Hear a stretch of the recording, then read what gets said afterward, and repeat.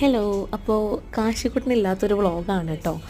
അപ്പോൾ അവരുണ്ടായിരുന്നു, പക്ഷേ അവരമ്മാരുടെ അടുക്കി പോയി. അപ്പോൾ ഞാനും ഗോകും കൂടെ ഒരു സ്ഥലം വരെ പോവായിരുന്നു, വേറെ എവിടെയല്ല, ഗുരുവായൂരാണ്.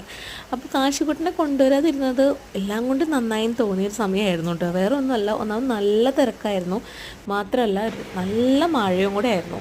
അവിടെ അരങ്ങേറ്റമൊക്കെ നടക്കുന്നുണ്ടായിരുന്നു, അപ്പോൾ അതിൻ്റെ ആയിരിക്കണം ഇമാതിരി തിരക്ക്. പിന്നെ മാത്രമല്ല സൺഡേയും കൂടി ആയിരുന്നു കേട്ടോ. ഞങ്ങളൊരു ഈവനിങ് അല്ല, ഏകദേശം ഒരു 6 മണി 6:30 ആയിട്ടുണ്ടായിരുന്നു.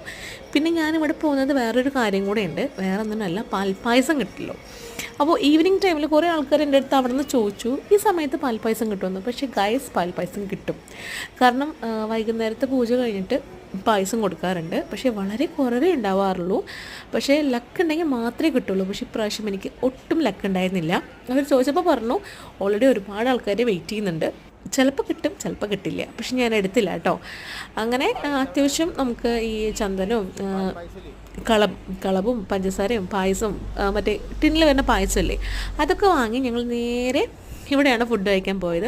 ഓൾറെഡി മുമ്പത്തെ വീഡിയോയിലൊക്കെ നമ്മൾ ഇട്ടിട്ടുണ്ട്. ഇവിടെ നിന്നാണ് എപ്പോഴും അച്ഛനൊക്കെ ആയിട്ട് വരുമ്പോൾ ഇവിടെ നിന്നാണ് ഫുഡ് കഴിക്കാറ്. അപ്പോൾ ഞാനും ഗോകും നെയ് റോസ്റ്റാണ് കഴിച്ചത്. അങ്ങനെ ഞങ്ങൾ നേരെ പോയത് അമ്മാരുടെ വീട്ടിലേക്കാണ്. കാരണം അച്ഛനും അമ്മയും നമ്മുടെ കാശിക്കുട്ടനൊക്കെ അവിടെയാണല്ലോ. അപ്പോൾ നല്ല ടെൻഷൻ ഉണ്ടായിരുന്നു അവൻ ഇരിക്കുമെന്നൊക്കെ. പക്ഷേ എന്താ പറയുക, സമാധാനമായിട്ടാണ് പോയത്. കാരണം ആൾക്ക് വാശിയൊന്നും ഉണ്ടായിരുന്നില്ല.